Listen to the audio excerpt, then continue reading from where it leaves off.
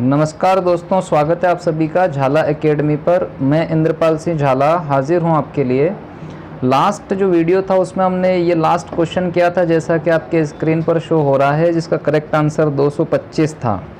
इससे अगले क्वेश्चन की ओर बढ़ जाते हैं। आज देखते हैं अगला क्वेश्चन क्या है। नेक्स्ट क्वेश्चन है आज आपके लिए ये वाला। इसमें देखिए क्या छपा है। 90 किलोमीटर प्रति घंटा की चाल से चल रही ट्रेन को 75 मीटर लंबे एक प्लेटफॉर्म को पार करने में 8 सेकंड लगते हैं, तो ट्रेन की लंबाई कितनी है। हमें मुख्यतया इस बात का ध्यान रखना है कि अपने जो भी प्रश्न में पूछा गया है उसे सूत्र की सहायता से हल करेंगे। सूत्र हमारे पास एक ही है। सूत्र कौन सा? सूत्र वही जो पुराना अपनों ने रट रखा है, चाल बराबर दूरी बटा समय। मैं एक बार यहाँ लिख भी देता हूँ ताकि लिखे हुए में वैल्यू पुट करने में थोड़ी सी आसानी रहती है। इसे यहाँ पे लिख देते हैं, चाल बराबर दूरी बटा समय। अब आपका काम बस ये है कि इस सवाल में से चाल क्या है, दूरी क्या है और समय क्या है, इनको ढूंढ कर लिख लेना है। चाल आप इसमें पढ़ो तो 90 किलोमीटर प्रति घंटा, यानी कि 90 चाल के लिए, बराबर का बराबर। दूरी कितनी है? दूरी 75 मीटर, तो ये 75 लिख दिया। समय कितना है? समय 8 सेकंड, तो ये लिख दिया। अब एक ज़रूरी बात, ये मीटर है 75 और ये 8 सेकंड है, मीटर प्रति सेकंड, इधर किलोमीटर प्रति घंटा है। तो जैसा कि अपनों ने पिछले वीडियो में भी डिस्कशन किया था, चाल में जैसे ही 5/18 का गुणा करेंगे, ये किलोमीटर प्रति घंटा से मीटर प्रति सेकंड में बन जाएगी। तो बराबर के दोनों तरफ एक जैसी जातियाँ हो जाएगी। अब 18 से काट दीजिए, 18 पंजे 90, 5 5 25 होता है, तो 5 5 25 की वजह से आप डायरेक्ट इसको काट सकते हैं। अच्छा, एक ज़रूरी बात और रह गई यहाँ पे कि हम लोगों ने ट्रेन की लंबाई नहीं लिखी। ये 75 तो क्या था? 75 मीटर लंबा प्लेटफॉर्म था। तो ट्रेन भी लिखी जाती है, तो इस दूरी में 75 के साथ साथ प्लस करके हमको x भी लिखना रहेगा, जो अपन भूल गए थे, क्योंकि एक तो प्लेटफॉर्म हो गया, एक ट्रेन हो गई। हाँ, तो अब हम काट रहे थे इसको, तो 5 5 25 है, इधर 8 है। आप समझते हैं कि डायरेक्ट 25 8 है, डायरेक्ट कितना? 200। अब 200 बराबर 75 प्लस x। आप समझ गए होंगे आंसर क्या होना चाहिए। 200 से 75 जैसे ही हम लोग माइनस करेंगे, हमारा ऑप्शन दिखाई दे रहा होगा, पहला ऑप्शन आ जाएगा 125 मीटर। हिंदी और इंग्लिश दोनों में लिखा हुआ है। यहाँ जैसे ही घटाएंगे 125 हमारा आंसर रहेगा। अब करेक्ट आंसर भी देख लेते हैं भाई, इसमें क्या छपा था। करेक्ट आंसर बिल्कुल यही उत्तर था, 125 मीटर। नेक्स्ट क्वेश्चन की ओर मूव करते हैं, क्वेश्चन नंबर 22, जिसमें थोड़ा सा अलग प्रकार का प्रश्न आ गया। ये रीजनिंग से संबंधित है। निम्न दिए गए 4 पतों में से नीचे दिए गए पते के ठीक समान कौन सा एक नहीं है। बात को समझें आप। नीचे दिए गए पतों से मतलब ये जो नीचे एक एड्रेस दिया गया है, इस एड्रेस से मिलते जुलते 4 एड्रेस हैं, पर एक ऐसा एड्रेस है जिसमें एक आध स्पेलिंग की कहीं ना कहीं गड़बड़ है। वो कौन सा एड्रेस है, उसको आपको चूज़ करना है। 3 तो एक जैसे बिल्कुल सेम होंगे, इससे एक ही अलग जाएगा। यही इसमें कह रहा है कि ठीक समान कौन सा एक नहीं है। तो चलिए हम लोग इसको ध्यान में रखते हुए देख लेते हैं। यदि आप इनको देखने के लिए मिलान करेंगे तो अब समस्या ये है कि जैसे स्क्रॉल कर दूंगा मैं, ऊपर चली जाएगी। तो एक बार इसको पढ़ लेते हैं। देखिए कहाँ पर मिस्टेक है। जैसे ये है जॉर्ज हिलियर, लंदन, ये BOROUGH, ऐसी स्पेलिंग भी गड़बड़ कर देगा वो। तो पहला ऑप्शन तो यहीं से दिख रहा है, मिलान हो जाएगा। फिर पहले का सहारा लेके दूसरा मिलान करवा दूंगा। देखो, जॉर्ज की स्पेलिंग ठीक है, हिलियर ठीक है, लंदन ठीक है, ये भी स्पेलिंग ठीक है, ये भी ठीक है। 9th टाउन हॉल, इसमें स्मॉल और कैपिटल अक्षरों को भी देखते चलेंगे, 9 वगैरह में कहीं गड़बड़ तो नहीं। तो ये लाइनें सब सेम है। एक लाइन और नीचे मिलान कर लेते हैं। नीचे की लाइन जो थी यहाँ छपी है, वो देखिए ऊपर से आपको दिख रहा होगा। तो पहला ऑप्शन तो बिल्कुल सेम है, पर जैसे ही आप दूसरा ऑप्शन आएंगे, अब जैसे पहला मैंने मैच कर दिया, तो इसी से अपन दूसरा मैच कर लेते, क्योंकि स्क्रॉल करने से मेन क्वेश्चन तो ऊपर चला गया। तो इस ऑप्शन को सही मानते हुए जॉर्ज से जॉर्ज है, हिलियर से हिलियर है, लंदन से लंदन है, ये यहाँ देखिएगा, थोड़ा सा ध्यान केंद्रित करें आप। तो BORUGH, और इसमें देखिए BAROUGH, गड़बड़ है ना। एक में O है और एक में A आ गया। यही तो गड़बड़ हो गई कि ये A क्यों आ गया। तो ये वाला जो ऑप्शन है वो गलत है। बाकी तो सब सेम होंगे, क्योंकि मैंने कहा 3 तो सेम आएंगे और एक होगा जो सेम नहीं होगा, वो अपनों को सेकंड मिल गया। अब अपना फर्ज है कि अपन चेक करें सेकंड ही सही है कि कुछ और। देखते हैं करेक्ट आंसर। भाई अपन बिना मिलान किए आ गए हैं बिल्कुल नीचे। हाँ, तो ये देखिए ऑप्शन ऐसे बनाए थे इन्होंने कि सेकंड में गड़बड़ है, ए यहाँ पे लिखा हुआ था। बिल्कुल यही करेक्ट आंसर है, सेकंड में गड़बड़ है। तो मेरे ख्याल से आप समझ गए होंगे, बिल्कुल नज़रों का खेल है ये, आपको आगे बढ़ना है। नेक्स्ट क्वेश्चन पे आ जाएं। क्वेश्चन नंबर 23 देखिए क्या लिखा है। 50 रुपये प्रति किलोग्राम वाले चावल को 80 रुपये प्रति किलोग्राम वाले नमक में किस अनुपात में मिलाया जाए कि निर्मित मिश्रण की कीमत 60 रुपये प्रति किलोग्राम हो जाए। अब ये तो मिक्सचर एंड एलिगेशन का सवाल आ गया। देखते ही हमको ये समझना पड़ेगा कि एक तरफ तो लिख देंगे 50, ये है आपके लिए 50 किलोग्राम वाला नमक। मैं कभी चावल तो नहीं बोल के देखना, आप नमक लिखा था, नमक। और फिर क्या है 80 रुपये प्रति किलोग्राम का नमक, तो एक तरफ लिख देंगे 80। इनको ऐसे मिलाओ कि इनका जो कीमत है वो ये हो जाए, कौन सी, 60 रुपये पर केजी। तो 60 लिख देंगे अपन बीच में। आप जानते हैं कि हम इसको बोलते हैं मिक्सचर एंड एलिगेशन। अब आप इसको माइनस करें, केवल 50 और 60 को डिफरेंस करें, माइनस करें तो 10 आएगा। ऐसा का ऐसा इधर भी करें, 80 और 60 का डिफरेंस, ये आएगा 20। और यहीं पर उत्तर आ जाता है। ये 20-10 रेशो जो है इसको काट देंगे 0 से 0, तो इसको बनाया जाएगा 2:1। यानी ऑप्शन कहाँ पर छपा है 2:1, ये वाला। तो अपना उत्तर आ गया 2:1। अच्छा, इसमें एक ऑप्शन 1:2 भी है, तो वो भी ध्यान रखना है हमको कि पहले क्या बोला गया था। 50 वाला पहले बोला गया, तो 50 से माइनस तो इधर किया है, वो बात नहीं देखें। जिसके नीचे जो आ गया वो उसका रेशो बन जाता है। 50 वाले का रेशो 2 बन गया, 80 के नीचे 1 आ गया तो उसका रेशो 1 बन गया। तो 2:1 अपना करेक्ट आंसर होगा। फिर भी हम लोग इसको चेक कर लेते हैं। देखिए करेक्ट आंसर बिल्कुल यही है, 2:1, ये वाला। आगे बढ़ें, नेक्स्ट क्वेश्चन की ओर आ जाएं। क्वेश्चन नंबर 24, इसमें देखिए ये क्या है। ये फिर एक रीजनिंग जैसा लग गया भाई अपनों को कि दी गई श्रृंखला का योग ज्ञात करिए। अब इसमें तो कोई ऐसा लॉजिक वॉजिक नहीं है, हमको केवल जोड़ने की बोल रहा है, तो कौन मेहनत करे, बस जोड़ देते हैं। देखिए पीछे पीछे से आप देखें, 1 और 7 8 और 9 17, 3 20, 21 21 और 7 28, 28 और 9 37, 37 3 40। यानी ये तो पक्का है कि पीछे पीछे इकाई अंक पे 0 आएगा। अब अपने 2 ऑप्शन तो यूं ही कट गए, ये दोनों, या तो फर्स्ट सही है या फिर थर्ड, क्योंकि एक अंक जोड़ लिया। अब एक अंक और जोड़ते हैं, ये आया कैसे था फिर से चेक कर लें आप। 1 7 8 9 17 3 20 21 28 और 9 37 3 40, तो 4 बचा था कैरी, 4 बचा था। तो ये 6 में 4 जोड़ दें यहीं पर आप, 6 4 10, 10 और 8 18, 18 और 2 20, 4 24, 8 32, 32 और 2 34, 32 2 34, मतलब अब क्या आएगा 4। जैसे ही 2 डिजिट जोड़ी मैं समझ गया कि भाई इसमें ये भी ऑप्शन कट गया, क्योंकि इसमें 0 के बाद 6 आ रहा है, तो ऑप्शन लगना चाहिए मेरा 98 40। फिर भी अपन करेक्ट आंसर पे देखते हैं, 98 40, यस बिल्कुल करेक्ट। तो पूरा जोड़ने की हमें कोई ज़रूरत नहीं है। अगले प्रश्न पे बढ़ जाएं। अगला प्रश्न है प्रश्न संख्या 25। देखिए उसमें क्या लिखा है। उसमें बोल दिया है कि ये सीरीज है, इसका औसत निकालिए, फाइंड द एवरेज। तो नॉर्मली अपन इसको जोड़ के डिवाइड में जितनी संख्या उतना लिख देंगे। संख्याएं कितनी हो रही, 1 2 3 4 5 एंड 6 संख्याएं, तो डिवाइड में 6 आएगा, ये तो सब जानते हैं। अब ऊपर जोड़ो, 2 8 10, 10 6 16, 20, 20 4 24, 24 और 2 26 हैं। एक बार और देख लो कहीं गलत नहीं हो जाए। 2 8 10 6 16, 4 20, 4 24 और 2 26, 2 बचा, तो ये 4 2 6 3 9 4 13 और 5 18 और 6 24, 246। तो बस इसको काटना है, 6 चौक 24 और 6 कम 6, यानी कि आंसर आएगा 41। करेक्ट आंसर पे चेक कर लेते हैं भाई, चौथा ऑप्शन आ रहा है 41, बिल्कुल यही है। अगला क्वेश्चन देखें। नेक्स्ट क्वेश्चन है 26वें नंबर का। इसमें पढ़ें आप, एक परीक्षा में 36% विद्यार्थी अंग्रेजी में और 40% विद्यार्थी हिंदी में फेल हो गए। दोनों विषयों में फेल विद्यार्थी 20% है, तो पास हुए विद्यार्थी का प्रतिशत। देखिए ये बहुत ज़रूरी बात है कि फेल देने के बाद पूछने में पास पूछ लिया है आपसे, तो इसको मैं डायरेक्ट आपको बताऊं बिना सूत्र के। तो एक काम करें आप, 36% अंग्रेजी में है तो एक गोल घेरा बना देते हैं समझने के लिए। ये घेरा इंग्लिश का है और इंग्लिश में कितने % है, 36। और ये भी अपन मेंशन करें कि 36% इंग्लिश में क्या है, फेल, एफ लिख देते हैं, फेल है।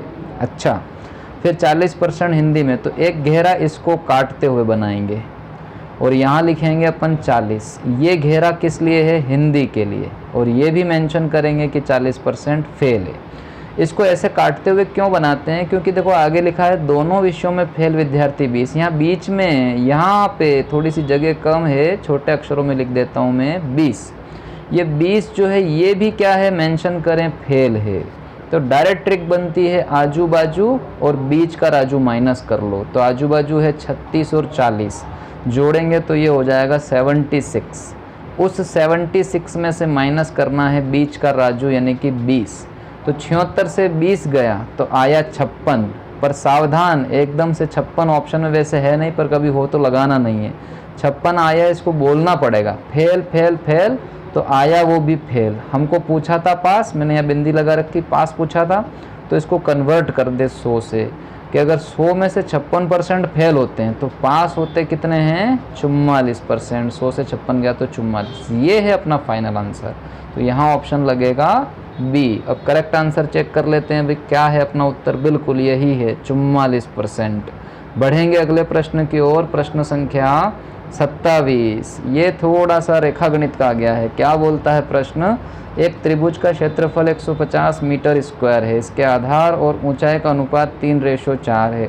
आधार की लंबाई, तो एक रेडीमेड सूत्र अपनों को ध्यान में रखना है। आधार ऊंचाई के सवाल जो होते हैं त्रिभुज में, उसमें त्रिभुज का क्षेत्रफल का सूत्र होता है, त्रिभुज का क्षेत्रफल बराबर 1/2 गुणित आधार गुणित ऊंचाई। इंग्लिश मीडियम वाले बच्चे बोलते हैं half into base into height. तो ये होता है एरिया ऑफ ट्रायंगल, जिसमें बेस और हाइट की बात हो।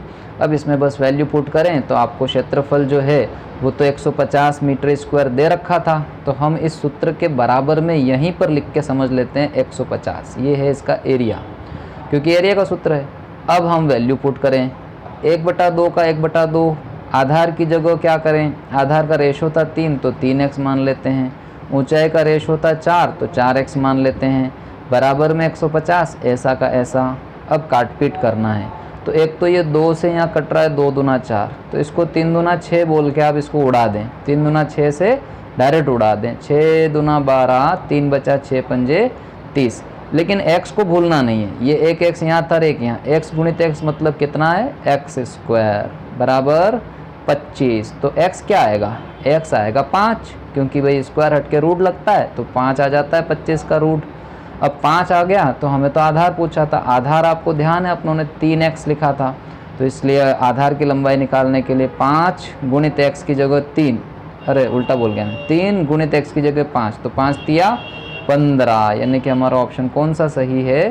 Third option. इंग्लिश हिंदी दोनों में लिखा है 15 सेंटीमीटर। करेक्ट आंसर भी देख लेते हैं। करेक्ट आंसर बिल्कुल यही है, 15 सेंटीमीटर। चलिए बढ़ते हैं अगले क्वेश्चन की ओर। नेक्स्ट क्वेश्चन है 28। ये थोड़ा अलग प्रकार का, देखो सारे ऑप्शन भी नहीं देख सकते, ज़्यादा ऊपर ले जाएंगे तो फिर ये दिखाई नहीं देगा। चलो यहीं से पढ़ लेते हैं। नीचे दी गई श्रृंखला में अक्षरों और संख्याओं का एक क्रम निहित है, गलत संयोजन पहचानिए। अब गलत संयोजन पहचानिए का मतलब क्या हुआ? कि सब सेम होंगे पर एक कई गड़बड़ होगा। तो जरा जैसे पता चेक किया था ना पहले सवाल, इससे पिछले कुछ सवाल में, वैसे करें। तो संख्या पहले जल्दी नज़र में आ रही है तो देख लेते हैं सब में सेम है क्या? 2301 2301 2301 2301। अच्छा, स्पेलिंग देख लेते हैं। GFJKU, हाँ GFJKU, हाँ GFJKU, GFJKU। तो फिर इधर का पोर्शन देख लेते हैं। UJFKG, UJFKG, UGFKG, यही गड़बड़ है। यहाँ जी आ गया जे की जगह, मतलब अपना थर्ड ऑप्शन गड़बड़ जा रहा है। बाकी नीचे फिर UJFKG ही है, तो हमको फटाक से अपना ऑप्शन मिल गया है कि ये थर्ड वाला गलत है। अब थर्ड लिखा किस पे है? इसमें फर्स्ट ऑप्शन पे लिख दिया थर्ड, यानी कि फर्स्ट ऑप्शन अपनों को लगाना पड़ेगा। और करेक्ट आंसर में थर्ड छपा होगा, देखते हैं। करेक्ट आंसर है इसमें यस, बिल्कुल यही छपा है। ये थर्ड वाले में गड़बड़ थी स्पेलिंग की। बढ़ेंगे अगले प्रश्न की ओर। नेक्स्ट क्वेश्चन है आपका क्वेश्चन नंबर 29। देखिए क्या है इसमें, पढ़ें। एक्स अपने माल को वाई से 20% सस्ता और जेड से 20% महंगा बेचता है। जेड का माल वाई के माल से कितना महंगा अथवा सस्ता है। मेन चीज़ आप इसमें देखें कि 3 अक्षर हैं, एक्स है, वाई है, जेड है। अब एक्स तो अपने माल को वाई से 20% सस्ता बेचेगा, तो वाई को अगर मैं 100 मानता हूँ फॉर एग्जाम्पल, तो इसको मानना पड़ेगा 80। अच्छा, आगे पढ़ें आप, और जेड से 20% महंगा कौन? यही एक्स क्या कर रहा है? वाई से तो 20% सस्ता, लेकिन जेड से 20% महंगा, तो ये 80-20% महंगा है इससे। इसको कैसे समझें? तो या तो आप यूँ देखें कि भाई बीच में रख के और रेशो सेट करें, या अब ऐसे ही कर दिया है गलती से तो ऐसे ही चलने दें कि वाई से तो 20% कम दिख रहा है। अब इस 80 को हमको बताना है कि ये जेड से 20% महंगा कैसे। तो हम लोग यहाँ पर थोड़ा सेट करना सीख लेते हैं कि यार ये 80 जो है ये 20% महंगा होना चाहिए, मतलब 120% होना चाहिए। तो 100% क्या होना चाहिए? वो जेड की जगह अपन लिखेंगे। तो 0 से 0 गया हैं। अच्छा, 4 दूना 8 और 4 से ये 4 तिया 12, तो ये 200/3। अब पूरा नहीं कट रहा है तो कोई फ़र्क नहीं पड़ता, जैसे 100 हो गया वैसे रहने दो आप। तो ये 200/3 है, यानी कि पूरा सीक्वेंस जम गया। अब जो पूछ रहा है उस पर ध्यान केंद्रित करो। जेड का माल वाई के माल से कितना महंगा है? भाई ये है जेड का माल 200/3 और ये है वाई 100। अब महंगा सस्ता जो भी होगा, दोनों ही जगहों पर डिफरेंस तो लेना पड़ेगा, दोनों का बीच का डिफरेंस। तो यहीं सोचिए, 300 में से 200 डिफरेंस हो तो 300 में से 200 गया, मतलब 100/3 ऐसा का ऐसा, ये डिफरेंस है। और इसको चेक कैसे करें? तो जिससे पूछा उसको बटे में लेते हैं। किसके तुलना में पूछा है? जेड का माल वाई के माल से, तो वाई को नीचे लेंगे, यानी कि वाई कितना है 100, इंटू में लिखेंगे 100। इंटू में 100 क्यों लिखते हैं? प्रतिशत लगाने के लिए, बस। अब ये मेन बटा जो है, लकीर बड़ी कर देता हूँ मैं, ये मेन बटा जो है, इससे ही आप देखें कि बटे के 100 से इंटू का 100 उड़ गया, 100/3 ही बचा। बस इसको काट पीट के अपन पॉइंट में ले आएंगे उत्तर। वैसे दिख रहा है दो ही ऑप्शन पॉइंट में, फर्स्ट और लास्ट, तो ये यहीं से मालूम पड़ रही 33 3 3 आएगा, क्योंकि 3 तिया 9 3 तिया 9 पॉइंट, फिर 3 तिया 9 3 तिया 9 काटना सबको आता है, इसलिए पहला ऑप्शन सही होना चाहिए। अपना फर्ज है कि अपन देखें करेक्ट आंसर क्या है। बिल्कुल यही है 33.33। अब बढ़ जाएँ अगले प्रश्न की ओर, प्रश्न संख्या 30। इस पर पढ़ें क्या लिखा है। 2004 में एक नई शर्ट की कीमत 250 रुपये थी, जबकि 2005 में यह 400 रुपये हो गई। तो 2004 से 5 के दौरान शर्ट की कीमत में कितने प्रतिशत बढ़ोतरी हुई? अब दोनों कीमतों में देखो आप क्या फ़र्क है। 2004 की कीमत है आपके लिए 250 रुपये, ठीक है, और 2005 में कीमत बन गई 400 रुपये, तो बढ़ तो गई। अब प्रतिशत में कितनी बढ़ी ये देखने के लिए डायरेक्ट डिफरेंस देखेंगे। 250 से 400 मतलब 150 बढ़ रहा है, हैं। अब 150 बढ़ रहा है, ये डिफरेंस है। प्रतिशत में बनाने के लिए बटे में क्या लिखेंगे? Initial value. इनिशियल वैल्यू यानी कि जहाँ से बढ़ा, ये पॉइंट लगा दे मैंने, यहाँ से बढ़ा, तो 250 नीचे लिखेंगे और इंटू में लिखेंगे 100। इंटू में 100 क्यों लिखते हैं? प्रतिशत लगाने के लिए। तो हम लोग 0 से 0 उड़ा देंगे, 25 के पहाड़े से क्रॉस में काट देंगे, 25 चौक 100, तो उत्तर आ जाएगा 15 चौक 60% बढ़ गया, यानी कि ऑप्शन ए वाला। अब करेक्ट आंसर भी टेली कर लेते हैं भाई। करेक्ट आंसर बिल्कुल सही है, यही है 60%। चलिए भाई अब आगे बढ़ जाते हैं नेक्स्ट क्वेश्चन। अच्छा, यहाँ से क्वेश्चन नहीं, यहाँ से साइंस और सिंपल और अरिथमेटिक। चलो देखते हैं भाई, जैसा भी है। जैसे इसमें आ गया है प्रश्न कि ये ऑप्शन समेत देख लेते हैं। रवि के स्टैंप संग्रह में 2/7 भारतीय स्टैंप है और शेष विदेशी स्टैंप है। भारतीय स्टैंप का विदेशी स्टैंप से क्या अनुपात है? तो रवि के स्टैंप संग्रह में 2/7 भारतीय स्टैंप है, इसका क्या मतलब है कि 2/7 का मतलब इसको ऐसे पढ़ा जाएगा, 7 में से 2। क्या पढ़ा जाएगा? 7 में से 2 हैं। या कई बच्चे ऐसे भी करते हैं कि बटे की वैल्यू देखकर यहाँ मान लेते हैं कुल स्टैंप की संख्या 7 है, तो 7 का 2/7 करेंगे तो भारतीय स्टैंप, इंडियन स्टैंप आ जाएंगे। फिर विदेशी स्टैंप, फॉरेनर स्टैंप क्या होंगे बता देंगे। तो 7 का 2/7 किया तो आया कितना? Indian stamp 2। अच्छा, जब 7 मान के 2 अगर लिया है तो बचा कितना 7 में से जो इधर आना चाहिए? 5। तो अपन डायरेक्ट इसका रेशो पे आ जाएंगे कि इंडियन स्टैंप 2, फॉरेनर 5। अब बोलने में पहले क्या बोला? भारतीय स्टैंप, तो भारतीय 2 और ये 5, क्योंकि 5 2 भी ऑप्शन में है, तो पहले आपका इंडियन है इसलिए 2 और फिर 5 आना चाहिए। 2 5 पहला ऑप्शन होना चाहिए। करेक्ट आंसर पे चेकिंग कर लेते हैं। बिल्कुल करेक्ट आंसर यही है 2:5। अब आगे बढ़ जाएं, अगले प्रश्न पे आ जाएं। अगले प्रश्न में ऑप्शन थोड़े नीचे रह गए हैं, चलो बाद में देखेंगे, अपन सवाल पढ़ लेते हैं पहले।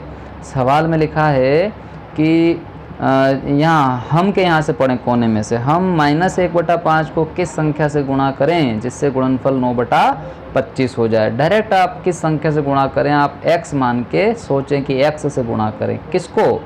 -1/5 को। हम -1/5 को किससे गुणा करें? हमने कहा x से गुणा करें, तो गुणनफल जो है वो 9/25 हो जाना चाहिए, तो बराबर में लिख देंगे 9/25। अब हमको खाली x का मान निकालना है। अच्छा एक बात, x के साथ अगर गुणित में कोई चीज़ चल रही है तो आप इस माइनस पे ध्यान ना दें, क्योंकि तो माइनस अपने आप में एक ब्रैकेट के साथ चलता है, तो बीच में तो क्रॉस ही था, कुछ भी था नहीं या क्रॉस ही था, तो इसको डायरेक्ट इधर फेंकेंगे तो ये उलट गुणित होके आ जाएगा। उलट गुणित होके आ जाएगा मतलब x का मान कितना होना चाहिए?